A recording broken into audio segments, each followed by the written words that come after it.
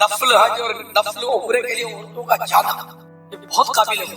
یقین مانے اتنی بے پردگیاں ہو رہی ہوتی ہیں، عورتیں مردوں میں گھس رہی ہوتی ہیں، معلومات نہیں ہوتی، اور یہ کلائیاں کھلی ہوتی ہیں، بال چمک رہے ہوتے ہیں، احرام کی اتنی غلطیاں، اور کسی پر دم چڑھ رہے ہوتے ہیں، کسی پر کفارے لاگو ہو رہے ہوتے ہیں، نہ الگ ہو رہے ہوتے ہیں. میرے آقا اعلی حضرت امام اہل سنت رحمۃ اللہ علیہ نے فرمایا کہ عورتوں کو طواف کے لیے رات کو لاؤ، کہ رات کو مطاف خالی ملتا ہے، 20-30 افراد مشکل سے ہوتے ہیں طواف کرنے والے، عورتوں کو اس میں طواف کرنا.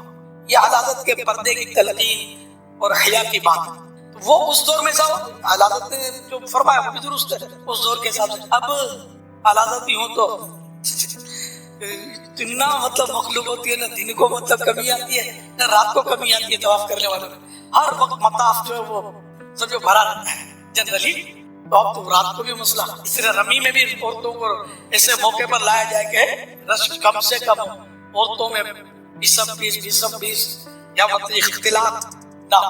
لیکن ابھی عورتوں کا ذہن بھی تو بنے. حضرت ام المومنین بی بی سودا رضی اللہ تعالی عنہا ان سے عرض کیا کہ آپ حج کریں، تو انہوں نے فرمایا میں فرض حج کر چکا، اب تو گھر سے میرا جنازہ ہی نکلے. پردے کی سخت پابندی حیا کی وجہ سے آپ جو تھی اپنے گھر سے باہر نکلتی ہی نہیں، اس کے لیے ایک فرض کر لیا نفل حج اور نفل عمرہ اس وجہ سے نہیں کرتی کہ میرے کہ پردہ وہاں رکھنا بہت دشوار ہی نہیں، دشوار ترین ہے.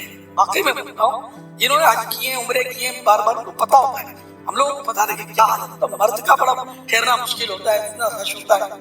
اگر کعبے کی بھی زیارت کرنے کے لیے آدمی بیٹھے نا مسجد الحرام شریف میں، صحیح کہتا ہوں اتنی عورتوں سے ٹکرا کر وہ نظر آپ کے کعبے کی طرف پہنچے گی. رش کعبے شریف کی زیارت ہم بیٹھے بیٹھے کر رہے ہیں، زیادہ سے زیادہ مستحب ہے، اور جان بوجھ کر عورت کی طرف دیکھنا. اللہ پاک ہم سب کو حکم شریعت پر عمل کرنے کی توفیق عطا فرمائے، اور گناہوں سے بچ کر مکروہات سے بچ کر صاف ستھری عبادت کرنا نصیب کرے. حج بہت بڑی عبادت ہے، کوئی شک نہیں. عمرہ شریف جیسی عبادت دنیا میں کہیں ہو ہی نہیں سکتی، یہ وہیں ہوگی.